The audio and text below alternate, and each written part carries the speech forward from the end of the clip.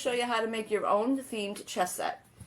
Now, if you looked at the intro, you'll notice that I built my set around the characters from Among Us. Why?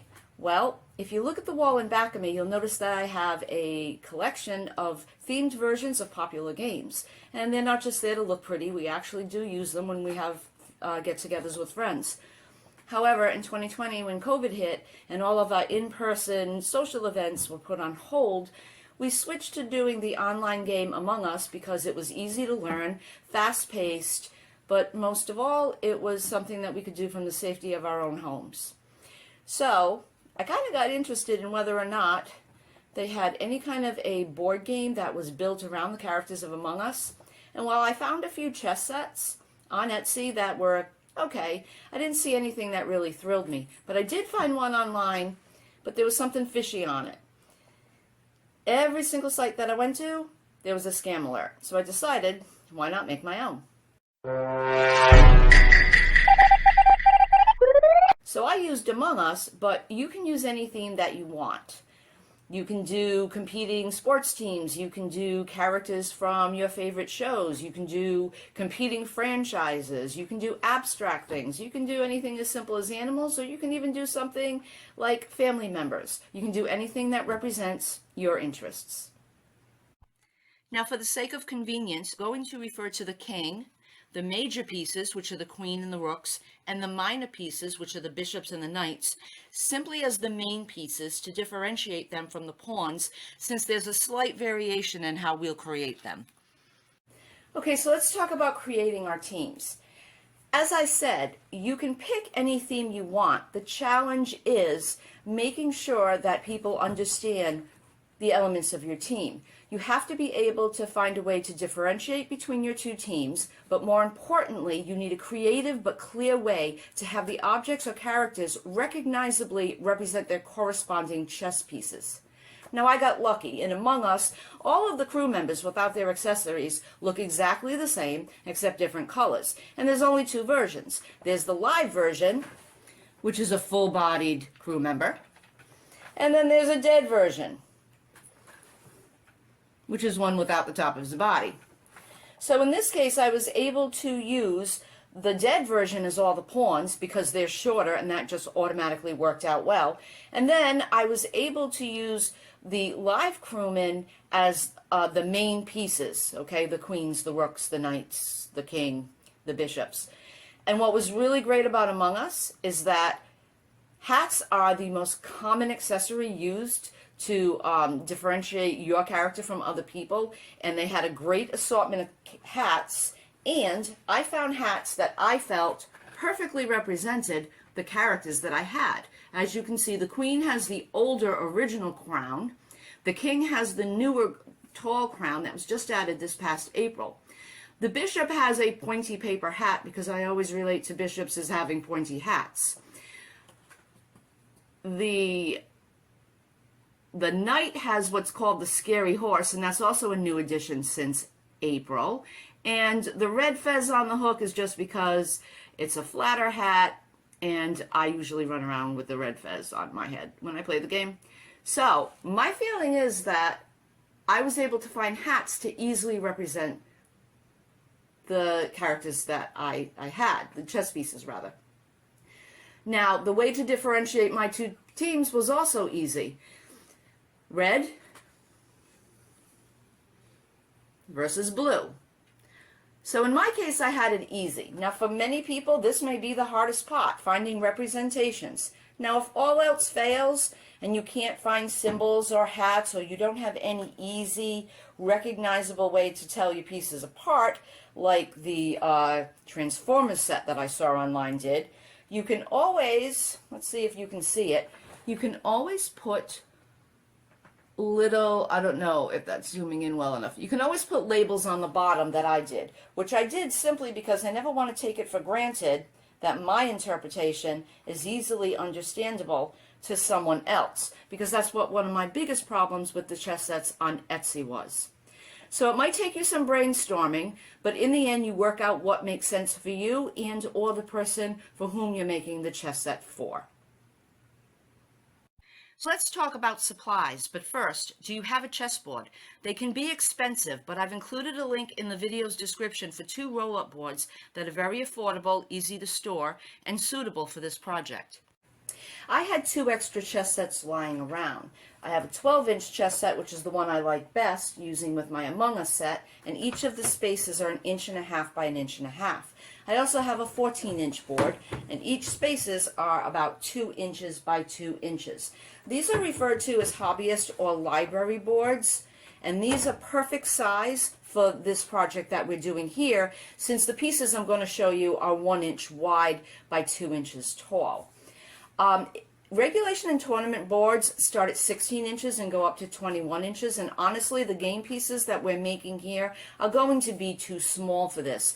If, however, you really do have your heart set on a bigger board that you want to use, you might want to use, instead of the game pieces I'm recommending, something like business card stock. And even though it's thinner, you might want to double up, but those would work if you decide that you really want to use a bigger board.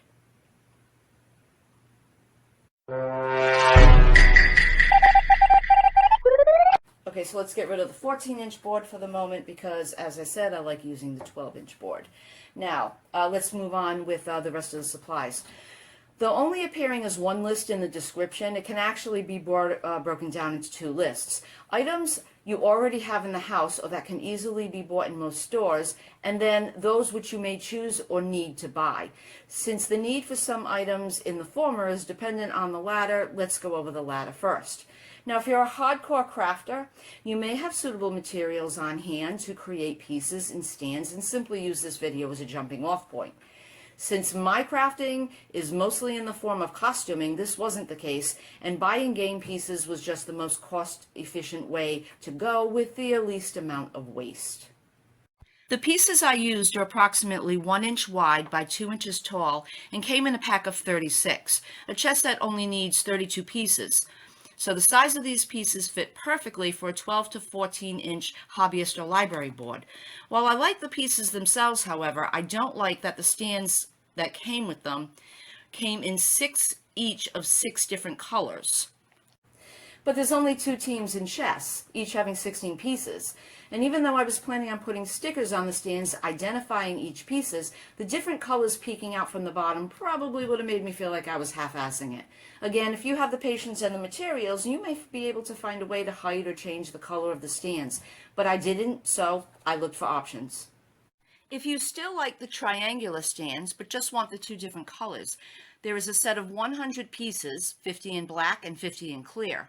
I personally preferred the round clear stands in a 50 pack because in addition to solving the color issue, they only obscure half the amount of the bottom of the game piece than the triangular stands once inserted into the stand. Here's the comparison. The triangular stand takes half an inch from the visible portion of the game piece, while the round clear stands takes only 1/4 of an inch from the visible portion of the game piece. But since that's preference-based, I've included links to both types, and the ones with the asterisks are the ones that I used. Next consideration affecting your supply list is how you're going to put your graphics onto your game pieces. If you're creating your graphics by hand, as in drawing or painting or coloring, etc., you don't need to worry about what to print with or what to print on or what kind of glue to use, but you might want to get a bigger bag of game pieces in case you make a mistake, but that also depends on your confidence level and how serious you are about the final product.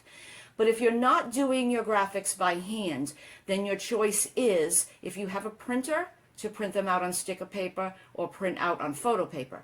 If you don't have a printer, then you can take your graphics and you can bring them to your local retail photo center. If you print your graphics on paper, you'll need glue, and you need to pay attention to what kind of glue you use. Anything too strong like super glue may damage the photo paper and compromise the texture of the plastic in the stands, while anything water-based like Elmer's, it's not known for its longevity when used on too smooth surfaces. Contact cement is probably the best, but either way, keep in mind and be prepared for the fact that glue can be messy. And also, if you're putting labels on the stands, while sticker paper requires a bit more patience, photo paper will be more bulky. My daughter, who does small novelty printing, recommended this sticker paper because it's faster and cleaner, and in the end I have to agree. That is, of course, you can print from home. The link for what my daughter uses for her sticker paper is in the description and works well with both inkjet and laser ink and printers, and comes in glossy and matte. We used glossy.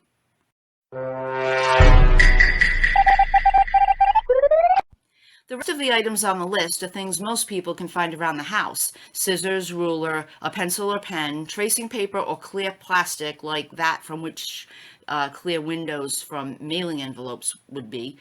And if you use the round stands as I did, super glue gel is what is recommended to use sparingly to secure the game piece in the stands without ruining or gushing out the sides like liquid would.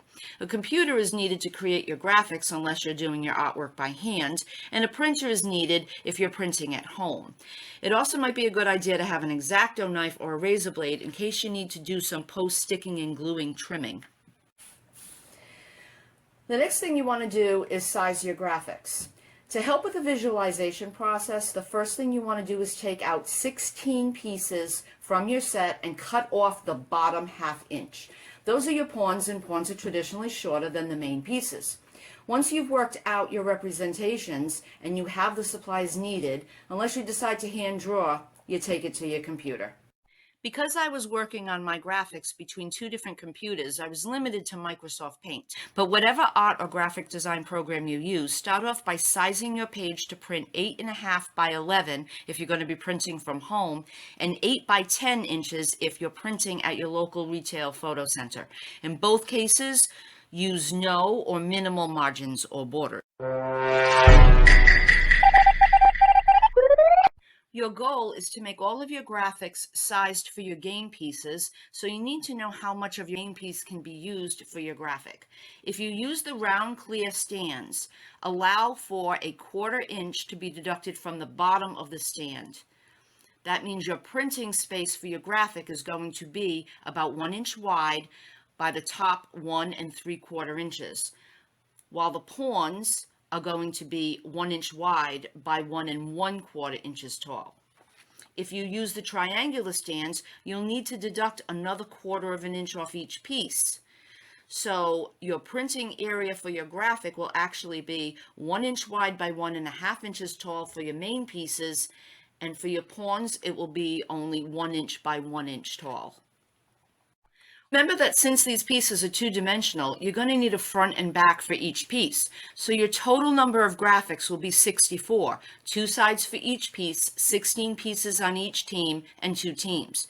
To ensure you have enough room, carefully space one set of the main pieces on page 1, a second set on page 2.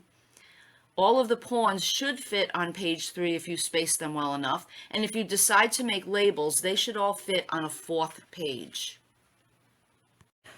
Once you've created and adjusted all of your graphics to be the way you want them to be, print them out on test pages or plain paper and make any sizing or other adjustments. Then print on the good sticker or photo paper or bring them to your local retail photo center to have them printed. Once you have your graphics printed on paper, you'll want to create a pattern that you can place over the graphics to trace them out and cut so that they look visually uniform. Now, you can get away with using regular paper if you are using a craft table with a backlight, but ideally tracing paper or clear plastic is better in most cases. I prefer clear plastic, and since you don't need a lot of it, clear plastic used in packaging works well, and it doesn't cost anything. I also think it's more sturdy when tracing around it than tracing paper, but tracing paper still works great. You just have to go slower and be a little bit more patient. Something I took for granted and didn't mention earlier. I mentioned that you'd need a pen or a pencil in order to do the tracing, but if you're using plastic, you might want to use a fine point permanent marker. Otherwise, what you draw on plastic might wipe off. Keep in mind that if you are tracing around something with a pen or pencil or marker, you will need to cut inside the trace line to prevent your graphic hanging over the edge of your game piece. Trust me, it's easier to trim before gluing or sticking than after. you're going to need at least 2 patterns, one for the main pieces and one for the pawns. To create your pattern for these, take one full-size game piece and one pawn-size game piece that you should have cut earlier and create one pattern for each. After you've traced and cut out your patterns, then take those patterns and place them in the stand of your choice and mark off where that stand comes to. Remember that the part underneath the stand will either be obscured or distorted, depending on which stand you used. If your graphics are different sizes, use your tallest piece. In my case, that was the king. You want to start with your tallest piece, and then you want to visually make your other pieces uniform so that they are visually appealing. If you're creating piece labels as well, then you're going to also need a third pattern. If you use the triangular pieces, you're only going to need a square piece. But if you use the clear round stands as I did, you're going to have to create an L-shaped pattern, and you're going to have to decide whether you want the print to be on the horizontal or the vertical part. Start by taking a scrap piece of paper, putting in a crease, using your game piece as the model, trace around the edges, then cut it out. And then your flat piece will be your pattern. You'll need to do an extra step for the labels because you need to decide where you want your label print. Draw a guideline across the middle where the crease would be, and then decide whether you want your print above or below that line. And then you're ready to start cutting your graphics. Once all your graphics and labels are cut, you will stick or glue them to the pieces, taking care to keep them oriented properly. You'll do the same with the labels on the stands if you choose to add those. If you end up having to trim after sticking or gluing, then at this point it's better to use an X-Acto knife. If you used sticker paper, you're already ready for the next step. But if you used glue, give your pieces sufficient time to dry so they don't slide or shift while you're handling them for the next step. The final step is gluing them or inserting them into your stands. If you used the triangular stands, your pieces should fit tightly enough where you probably won't need to glue them if you really don't want them, even though I would recommend it anyway. But if, however, you use the clear stands, as I did, you will definitely have to use the glue to secure the pieces into the stand. And I cannot stress how important it is to use super glue gel sparingly. You don't want to use super glue liquid because it's too messy. You also don't want to use more than you need because you don't want it oozing out the top or the sides of the stands or damaging the graphics or the integrity of the plastic. The best way to do this is to put some super glue gel on some paper, dip the bottom of your game piece into it, and just get enough to cover the middle of the bottom of the game piece and the bottom edges. Gently insert it into the stand and then hold it upright straight for about 15 to 20 seconds.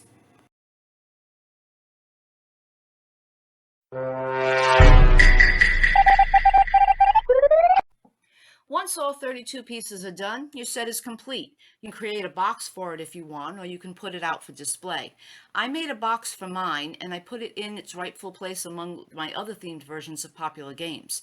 And speaking of which, since I get a lot of inquiries on my other themed games every time I post a picture on my wall, I've also posted links to any themed games here that I purchase from Amazon. If there is not a link posted in the description, it means that at the time of this posting, which is June 2023, either the game is still readily available in most local retail stores, or unfortunately the opposite is true and they're harder to find or out of print, and you'd most likely have to go to eBay. And there you have it, your very own personalized chess set. Thanks for watching, and happy gaming.